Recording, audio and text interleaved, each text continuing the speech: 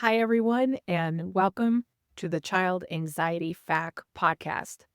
FAQ stands for Frequently Asked Questions, and I'm answering listener questions on child and teen anxiety. My name is Dawn Friedman, and I have been working with kids and families for more than 30 years.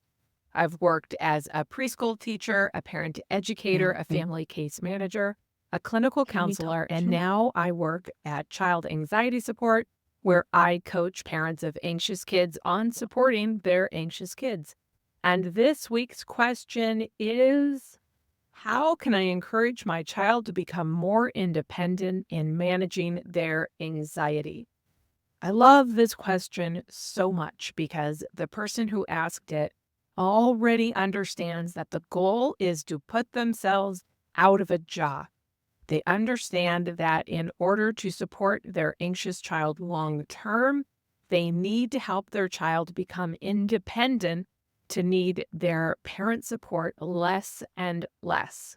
Now, that doesn't mean that our ultimate goal is to abandon our child to the winds of life, to the winds of anxiety, but it does mean we want them to learn how to do it without us. Of course, we'll always be there for them as long as we are able, but we want to teach them how to manage it themselves.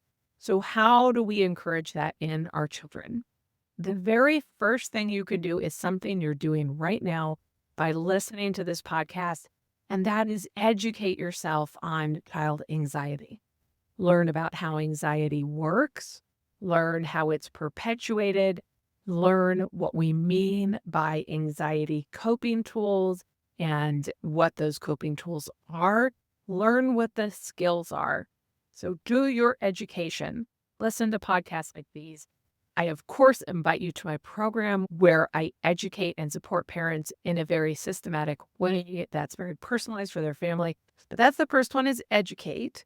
And then the next thing is, because you're educated on all of these wonderful skills, you're going to model them for your child. You're going to practice them, and you're going to show them how to deal with anxiety.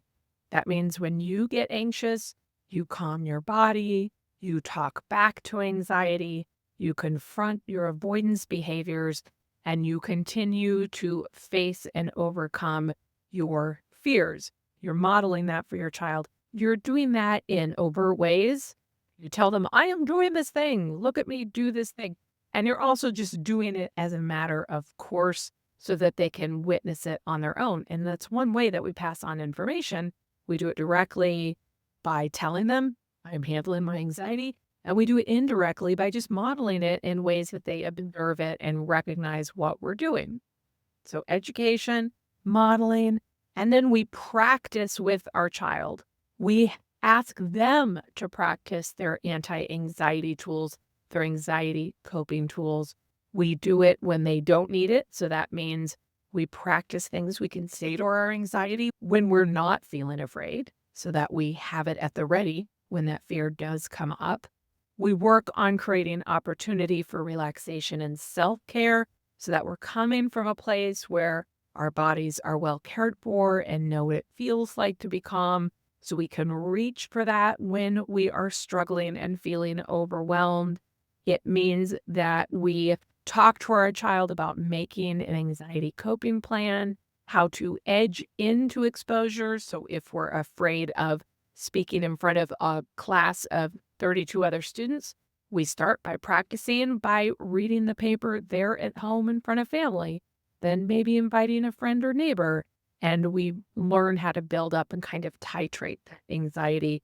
And then finally, we remain encouragers all the time.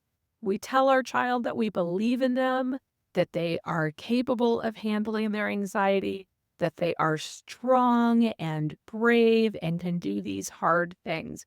We encourage them by reminding them of their tools when they forget. We encourage them by inviting them to face their fears when they want to back down. We encourage them by letting them know, remember, there are resources available in the form of therapists and self-help books and classes, and in coming to you and having you there to remind them of all that they are capable of doing.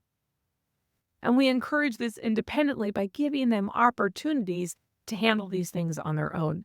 An example might be if your child wants to do something that scares them, we can encourage them to do that thing, even if it scares us as well, and let them do it. Let them make mistakes. Let them fail and come back from that failure.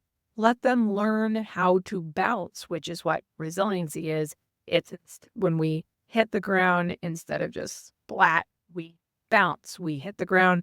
We go, okay, but how am I going to respond? What am I going to do? I've had a setback, but this is not going to be a permanent setback. It's just a temporary one. That's what failure is. So those are all ways that we can encourage our children. We cannot do this work for them. That's something else to remember. They are on their own timeline of learning.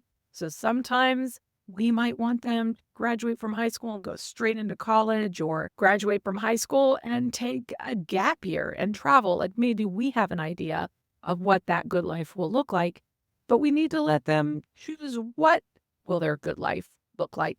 Maybe it's different than what we expected. Maybe they're going to be on a different time frame, or they're going to have different goals. And we learn to let go. We learn to appreciate that they ultimately are the authors of their life. So sometimes our anti-anxiety goals might be different than their own, and that's something to continue to explore as well. For example, maybe your child is a wonderful performer and they are not really interested in overcoming their stage fright to perform, but they are willing to overcome their stage fright enough to, say, for example, be a teacher and stand in front of a class and teach, which is its own kind of performance, right? When we let our kids know that we trust them, that we're interested in their exploration, that we are invested in them finding out who they want to be, and that we believe in their capability and wisdom, that is another way that we encourage anxiety. We encourage more independence in our child managing their anxiety. I'll give an example with my own kids of sometimes they're both adults. They'll come to me with a problem or a concern. Maybe it's something like calling a utility company, all the way to conflict with a friend or roommate, all the way to should I quit my job or should I take this job offer, these kinds of things. I had strong opinions about it. And in catching their anxiety and worry, when they're telling me about it, I feel their urgency for wanting an answer, for wanting certainty, to wanting to know what is the smart thing to do, what is the wise thing to do. And their anxiety is, what if I make a mistake? And I have to let go of that. I have to let go of the idea that life is either right or a mistake.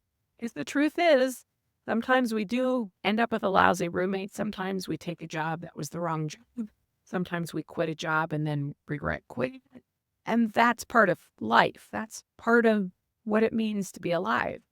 Oh, I'm not saying that I'm perfect at this. I often give advice and then realize, oh, that's right. I didn't mean to give advice. My advice is not what they're asking for. What they're asking for is encouragement. And so then I can say, wait, you know what? I'm sorry. You didn't ask me for advice. And the truth is, I trust you. You're smart. Remember this other difficult decision you made. Tell me how you made that one. Is that how you can make this one? Tell me how you walked through that decision. Can you walk through this decision in the same way? And then I let them know, whatever you choose, I'll be interested to know what happens. And I know that whatever the results are, that you're going to be able to handle it. And at least in 5 years, we're going to know how it all turns out. If you have a question for the Child Anxiety Fact podcast, please let me know. You can comment on any of my socials. I'm Dawn Friedman, MSED, on Instagram and TikTok. Or you can come to the childanxietysupport.com website and go to podcast and leave a question there. I look forward to hearing from you. Thanks.